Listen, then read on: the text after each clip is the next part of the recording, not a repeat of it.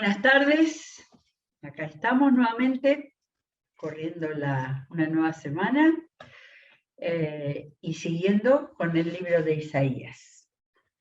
Es una mirada especial, ¿no es cierto? No estamos, como hemos acostumbrado con otros libros de la Biblia, a leer su contenido, buscando su mensaje, pero en este caso, como típico libro de un profeta, como es el de Isaías, y como lo que dijimos al principio, que considerado con una capacidad literaria y con en realidad, entiendo que el Señor guió ese mensaje, por supuesto, pero la impronta humana es muy importante, puesto que nos dicen que Isaías era un gran escritor, ¿sí? Y todo su mensaje está bellamente escrito, ¿sí? Todo lo que el Señor le daba, lo volcaba de manera que queda un libro de profecía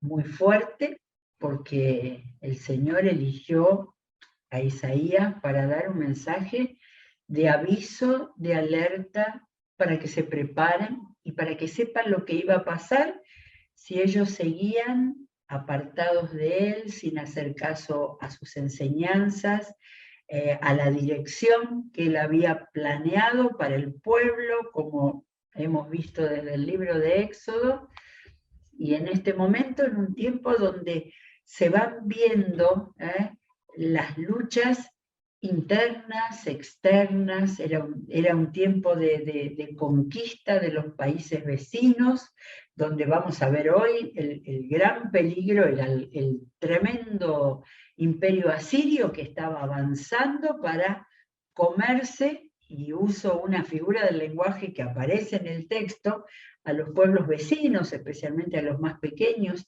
Ahora, también vamos a encontrar que había luchas internas.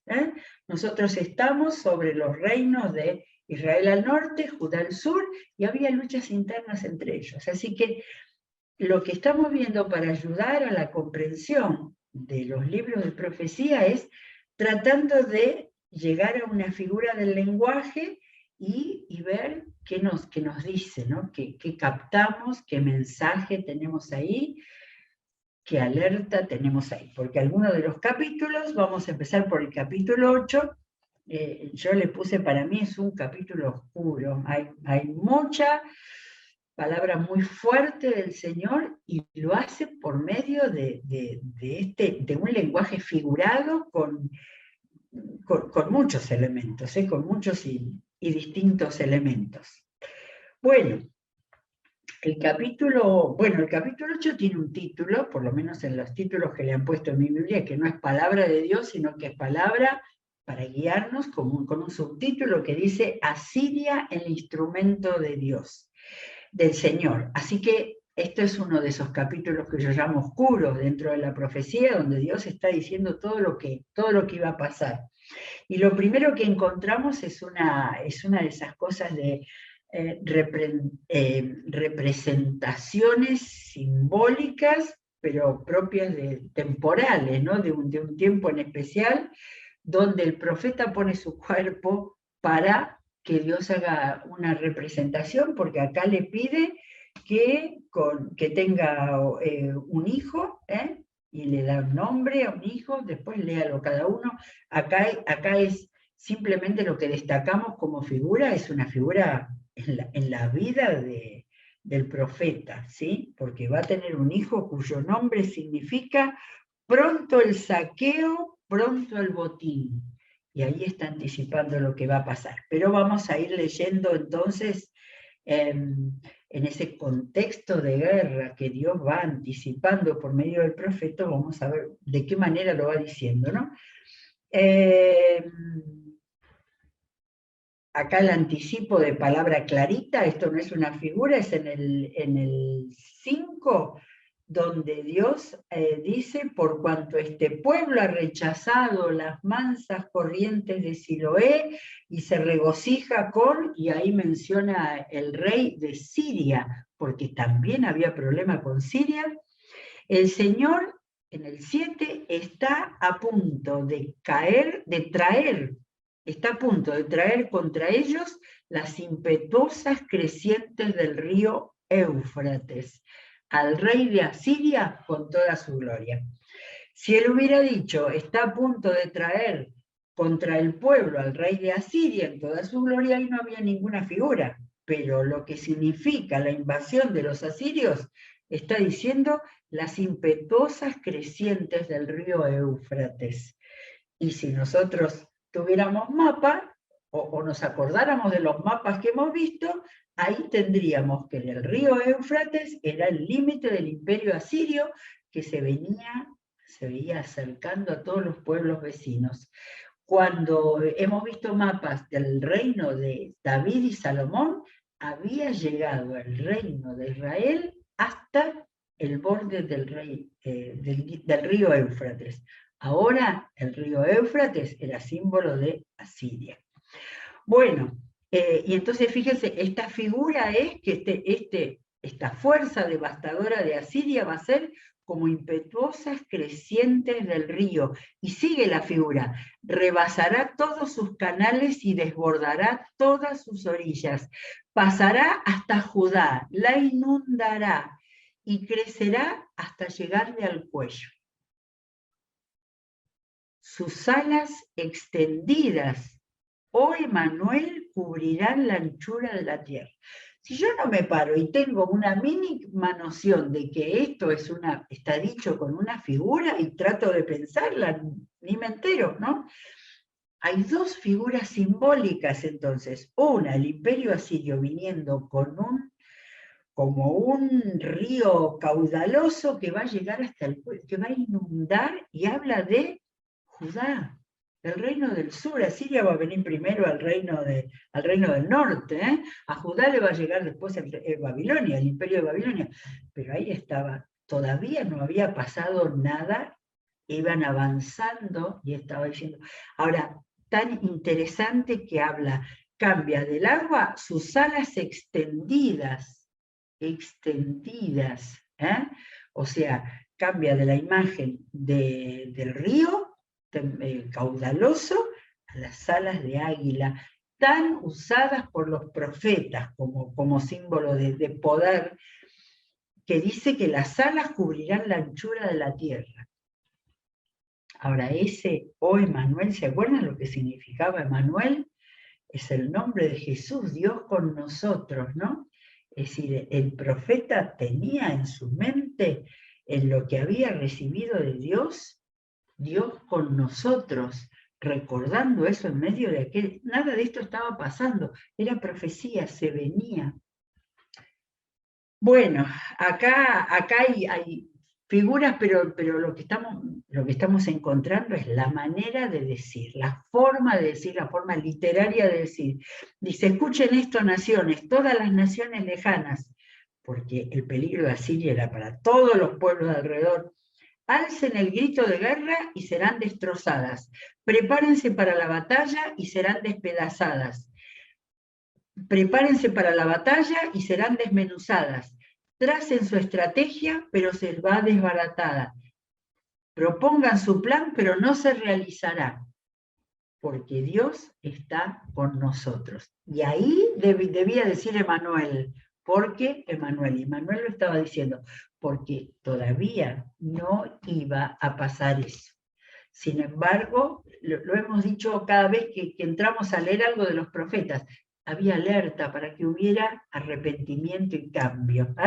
Así que acá, por ahora, nos dice que todo eso que va a llegar a pasar en algún momento, pero por ahora no se realizará, porque Dios está con nosotros. Bueno, seguimos en el capítulo 14. En el capítulo 14 vamos a encontrar, perdón, 14, vamos a encontrar algo nuevo.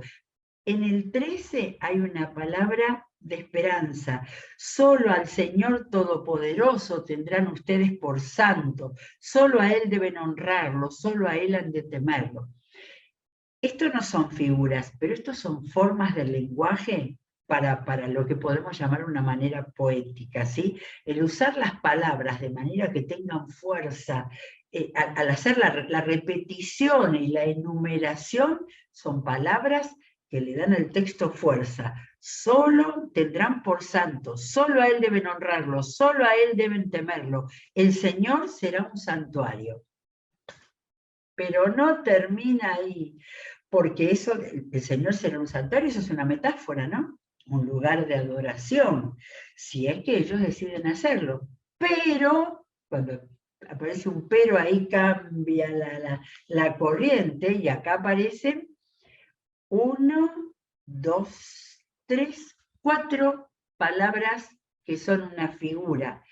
Pero será una piedra de tropiezo para las dos casas de Israel, una roca que los hará caer. Será para los habitantes de Jerusalén un lazo y una trampa. Está hablando de Asiria desde el comienzo del capítulo 8.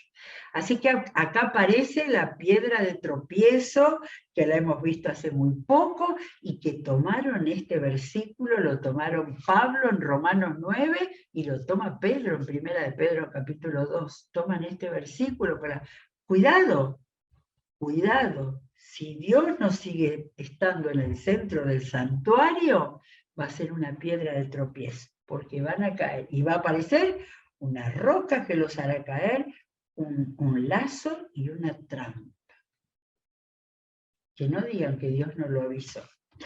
Bueno, versículo 12, ya está, 14 y 15. Acá sigue con la idea, el 15 con la idea de la trampa, dice que tropezarán, caerán y serán quebrantados, se les tenderán trampas y en ellas quedarán atrapados. Esto pasa con los animales, pero acá estaba haciendo figura, una metáfora de lo que va a pasarles al pueblo. 19, hay una imagen también muy recurrente, que es esa de... a ver, esperen que estoy en el 9, cuando dice, si alguien les dice, en la desesperación por el avance del imperio, consulten a las pitonisas y a los agoreros que susurran y musitan, fíjense los consejos que se reciben ante el temor. Consulten, ¿no? ¿Acaso no es deber de un pueblo consultar a sus dioses y a los muertos en favor de los vivos? Acá está marcado cuál eran los consejos que iban a recibir. Yo les digo, dice Dios, aténganse a la ley y al testimonio, a la palabra, a la Biblia. Para quienes no se atengan esto, acá miren la figura, no habrá un amanecer. ¿Sí? No quiere decir que, pero la noche es una figura y no van a pasar de esa noche. Bueno, viene el capítulo 9. Capítulo 9, menos mal. Le puse, ¿no? Un capítulo oscuro al 8, con muchas cosas terribles, pero Dios siempre avisó. En el capítulo 9 viene una de las hermosas profecías mesiánicas, y un poquitito nomás, pero también vamos a ir buscando las figuras, acá se usan. Es muy interesante toda la parte que nos ayuda, el conocimiento que hemos visto con tantas partes distintas de la Biblia que hemos visto, que es donde una profecía, 9, el larguísimo versículo 1. En el pasado, Dios humilló a la tierra de Zabulón y a la tierra de Neftalí, las dos tribus que estaban en el norte. Claro, en el norte tenían a Siria arriba de la cabeza, de manera siempre tenían correrías y entradas sobre ellos. Pero en el futuro, esta es la profecía preciosa que la entendemos solo si entendemos el Nuevo Testamento y la figura de Jesús. En el futuro honrará a Galilea, tierra de paganos, en ese tiempo, en el camino del mar, al otro lado del Jordán. ¿Quién iba a ir a Galilea? Jesús dio gran parte, desde el comienzo de su ministerio, dedicó gran parte por recorrer toda Galilea. Y esta mención del camino del mar, claro, era el camino que venía desde Egipto, pasaba por Galilea, iba a toda la otra parte del Asia. Así que dice que Dios honrará a Galilea, claro que sí. Si lo leemos sin mínimo conocimiento, ni nos damos cuenta. Galilea iba a ser el lugar especial donde Dios iba a comenzar a enseñar, a sanar, a mostrar la obra de Dios. Muy bien, y acá viene la profecía, solamente vamos a buscar las figuras del lenguaje porque nos quedamos acá, sino esa profecía hermosa donde, claro que es una figura, el pueblo que andaba en la oscuridad ha visto una gran luz, y esa luz era Jesucristo. Todavía no podían entender, ni Isaías, que lo recibía del Señor, lo podía entender. Pero fíjense cómo habla, toma nuevamente en el versículo 4. Ciertamente tú, Señor, has quebrantado, como en la derrota de Madián, el yugo que los oprimía. El que derrotó a Madián había sido Gedeón, y lo tenemos a Gedeón en el libro de los jueces. Entonces, en el pasado has quebrado el yugo que los oprimía. Había un yugo con Madián, yugo, ¿sí? La barra que pesaba sobre sus hombros, el bastón de mando que los subyugaba. Así que ahí hay figuras como para desentrañar con la historia. Es decir, los enemigos que los habían subyugado están acá mencionados como un yugo, como una barra sobre los hombros, eso era el yugo sobre los bueyes, ¿sí? Y bastón de mando, o sea, gobiernos que se habían apropiado que los subyugaba.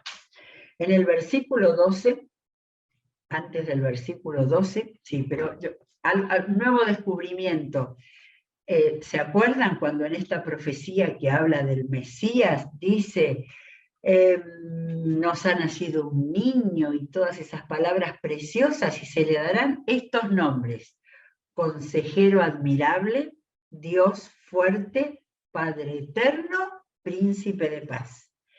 Leyéndolo de nuevo y pensando todo eso que significaba, me di cuenta: consejero admirable, el Espíritu Santo, Dios fuerte, Jesús el Mesías, que había venido a con su cuerpo físico morir para vencer al diablo y a la muerte y dar vida. Padre eterno, el Padre, el Creador, y Príncipe de paz, el Mesías, el Jesús que iba a venir a transformar. De manera que en estos 4 nombres está la Trinidad. Por lo menos yo nunca me había dado cuenta porque no lo había pensado y no me había detenido. Volvemos a hacer énfasis en que la palabra hay que leerla buscando que se abran, que cada vez tiene más mensaje. Bueno, buscamos otra figura del lenguaje en el versículo 12. Vuelve a hablar de... no, pero acá habla de los sirios. A veces uno lee sirios, asirios. No, asirios era el gran imperio que se venía. Los sirios eran los vecinos poderosos también, pero no tenían demasiado territorio, pero que apetecían tomar al pueblo de Israel en la parte norte. Los sirios en el este y los filisteos en el oeste, claro, los filisteos estaban sobre la costa del mar Mediterráneo, se comieron a Israel de un solo bocado. Irónico, pero es una figura del lenguaje con una metáfora, como si hubieran sido un gran animal que comía a Israel de un solo bocado. Muy bien. 14 y 15, por eso en un mismo día el Señor le cortará a Israel la cabeza y la cola, la palmera y el junco. ¿Qué? Pero está la explicación, menos mal. La cabeza son los ancianos y la gente de alto rango, ¿sí? O sea, va a comenzar por los gobernantes. La cola son los profetas maestros de mentira. Bueno, acá no era... ahora viene la explicación. Los guías de este pueblo lo han extraviado al pueblo. Los que se dejan guiar son confundidos. Ahora, la figura que se usa, que va a venir este enemigo y va a cortar, qué impresionante, a los gobernantes y a los falsos profetas. Bueno, otro más para terminar el capítulo 9, encontré en el 19 la figura de la ira de Dios comparada con un fuego. Miren, la ira del Señor Todopoderoso arderá en fuego la tierra y el pueblo será el combustible.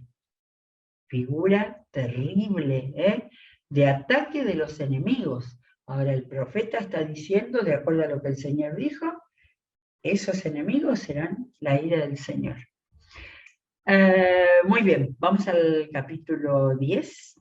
Capítulo 10 continúa el juicio contra Siria y es un fuerte capítulo también. Acá aparece en el versículo 4, y lo que pasa es que lo tengo marcado, por esas palabras que a veces vienen repetidas entre medio de fuertes profecías. Dice, a pesar de todo esto, la ira del Señor no se ha aplacado, su mano aún sigue extendida, y la mano, antropomorfismo, ¿no? Como si Dios tuviera una mano, pero de alguna manera lo podemos imaginar. La mano del Señor extendida era la alerta del juicio, y esa misma frase está 2 veces en el capítulo anterior. Va marcando lo que Dios le dijo al profeta que diga, y dice, todavía la mano del Señor sigue extendida. Bueno, y acá viene el juicio de Dios sobre... acá viene el juicio de Dios contra Asiria.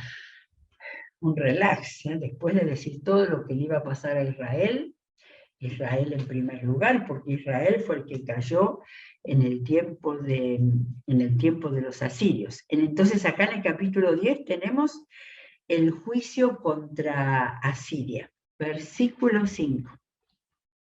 Miren cómo lo llama Dios. ¡Ay de Asiria, vara de mi ira! El garrote de mi enojo está en su mano. O sea, va a venir el juicio contra Asiria, pero acá Dios está diciendo que en la mano de Asiria, como si fuera un garrote contra Israel, está la mano de Dios. Fíjense por qué, acá está clarito, acá no hay figura, dice, lo envío a ese garrote contra una nación impía, lo mando contra un pueblo que me enfurece, lo mando para saquearlo y despojarlo, para pisotearlo como al barro en las calles. Ahí ya tenemos una comparación que es una figura del lenguaje. Más claro que pisotearlo como al barro. Muy bien, pero entonces...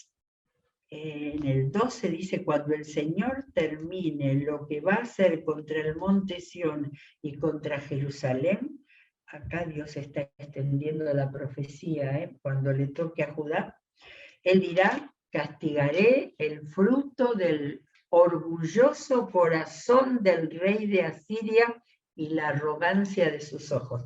Fíjense, los 2 lugares del cuerpo humano donde está ubicado el mal. Y en este caso, el mal en Asiria era el orgullo y la arrogancia y el querer, como dice la figura, comerse a todas las naciones que hubiera cerca. Así que el orgulloso corazón del rey y la arrogancia de sus ojos. Así que tomemos esto, donde lo que viene malo desde el corazón se ve como arrogancia de los ojos. Y acá hay una representación del profeta diciendo, poniéndose en el lugar del rey de Asiria, porque acá habla de Asiria, como si el país tuviera posibilidad de hablar. Dice Asiria, esto lo hizo el poder de mi mano, lo hizo mi sabiduría, porque soy inteligente. He cambiado las fronteras de los pueblos, he saqueado sus tesoros, como un guerrero poderoso ha derribado a sus reyes. Como quien mete la mano en un nido, me he adueñado de la riqueza de los pueblos. Figuras del lenguaje, meter la mano en un nido. Como quien recoge huevos abandonados, me he apoderado de toda la tierra, y no hubo nadie que aleteara, ni abriera el pico y chillara. Así que todo eso es la figura. Si no la podemos imaginar así, leemos esto y ni nos damos cuenta. Asiria era como un ladrón de huevos en un nido. Esa es la manera en que Dios lo está mostrando. Y acá nos aparece como la representación del rey de Asiria diciendo esto. Y hay entonces un comentario irónico.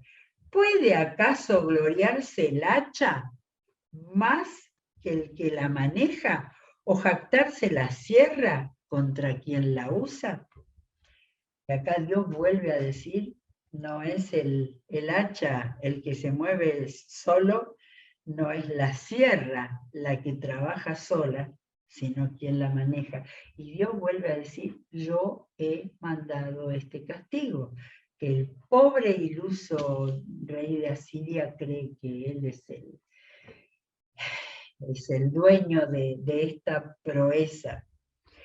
Bueno, acá viene una ironía. Continúa la ironía, perdón. En el mismo 15, como si pudiera el bastón manejar a quien lo tiene en la mano, o la frágil vara pudiera levantar a quien pesa más que la madera. ¿Sí?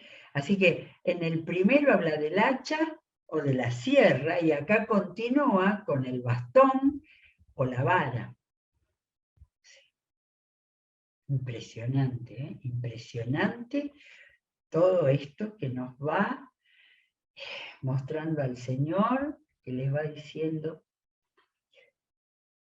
Y ahí, miren, el 17 no lo había visto. La luz de Israel se convertirá en fuego, su santo se volverá una llama.